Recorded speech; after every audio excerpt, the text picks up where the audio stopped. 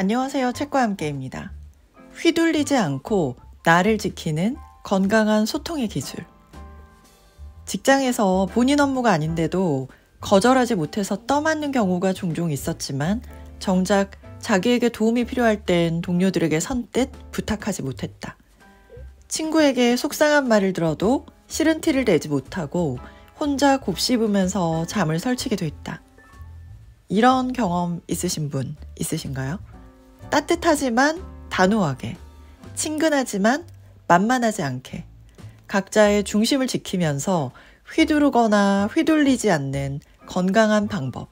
나를 지키는 관계가 먼저입니다. 안젤라 센, 책 함께 나눠볼게요. 명확하고 단호한 요구. 건강한 소통의 첫 번째 요소는 내가 생각하고 느끼고 원하는 것을 분명하고 주체적으로 표현하는 것이다.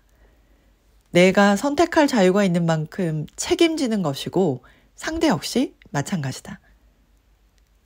단호함이라는 건 자신이 생각하고 느끼고 바라는 것에 대해 흔들림 없고 분명함을 뜻한다. 상대에게 요구할 때는 가능한 언제까지 어떻게 해달라라는 식으로 구체적으로 말하는 게 좋다. 연인 사이에서도 도대체 왜 이렇게 행동해? 라고 따지는 표현은 소모적 다툼으로 이어지기 쉽다.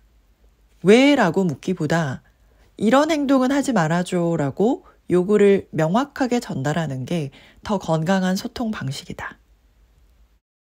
나의 요구를 명확하게 전달하는 게 굉장히 중요합니다. 내가 상대보다 우위에 있기 위해서가 아니라 나에 관한 정보를 상대에게 알려주고 상대의 기대를 조절하고 결국 서로에게 도움이 되는 진정한 소통을 위한 전제 조건이기 때문이죠. 무조건 상대 의견을 따르는 게 지금은 편해 보일지 모르지만 장기적으로는 좋지 않다는 거죠. 상대의 기대를 높이면 높일수록 나에게 희생되는 강도가 높아지고 결국 그런 관계는 길게 가기가 어렵기 때문입니다. 건강한 소통을 위한 정보를 명확하고 분명하게 전달해 주는 것, 알리는 것부터가 그 시작이라는 부분입니다.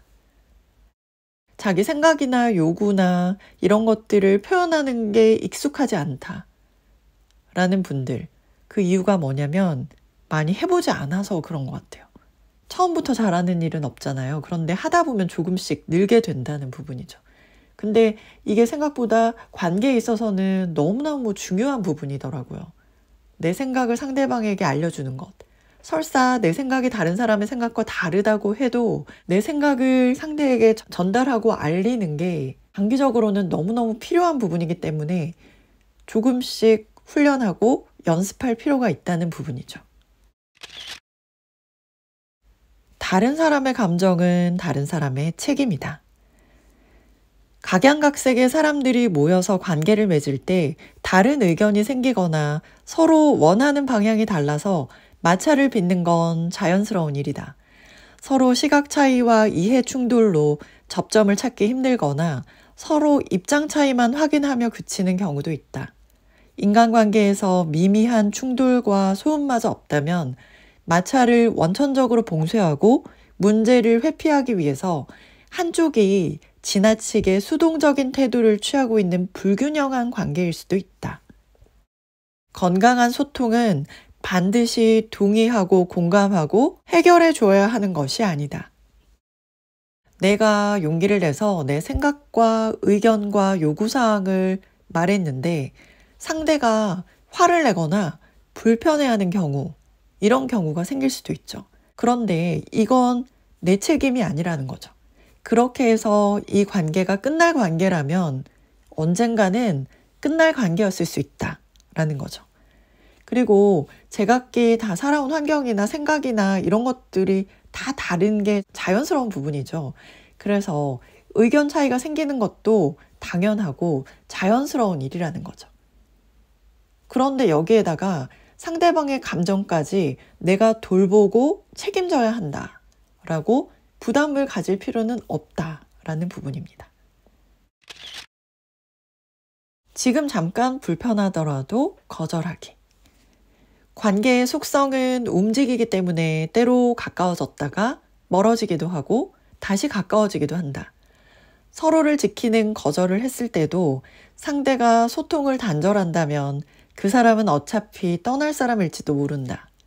상처 줄까봐, 사람을 잃을까봐 거절하지 않으면 오히려 지쳐버린 내가 먼저 상처받아서 상대를 내치게 될 수도 있다. 지금 잠깐 불편한 거절이 장기적으로는 건강한 관계를 지속하는 데 도움이 될 수도 있다. 거절을 못해서 너무 많은 짐을 떠맡다가 버거워서 도중에 포기해버리면 상대는 더 난처해질 수 있다. 책임지려다가 오히려 무책임한 사람이 되고 마는 것이다.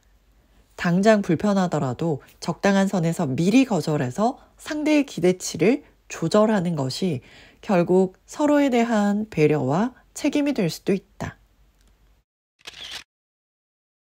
우리에겐 관계를 지속하거나 끊어버리는 이분법적 선택지보다 훨씬 다양한 선택지가 있다.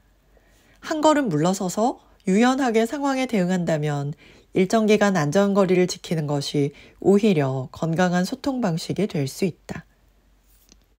인간관계라는 게 자연스럽게 변화하기 때문에 때로는 가까웠다가 멀어질 수도 있고 그렇게 계속해서 변화한다는 거죠.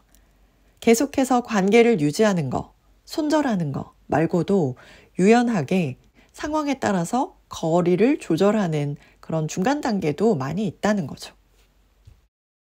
관계에 여러 가지 유형이 나오는데요. 참고 참는 수동적인 형이 있고 또 항상 싸울 준비가 되어 있는 우위에 점하려고 하는 공격적인 관계의 유형이 있고 또 겉과 속이 다른 수동 공격적인 돌려가기 형도 있다고 합니다. 그리고 마지막으로 가장 건강한 따뜻하지만 휘둘리지 않는 그런 관계의 유형이 있다고 하는데요.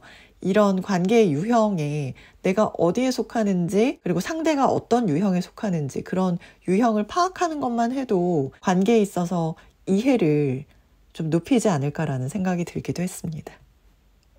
내가 상대에게 휘둘리지도 않고 그렇다고 해서 내가 상대를 휘두르지도 않으면서 건강하게 좋은 관계를 많이 맺으시고 많이 사랑하시고 또 많이 사랑받으시고 그렇게 지내셨으면 좋겠습니다.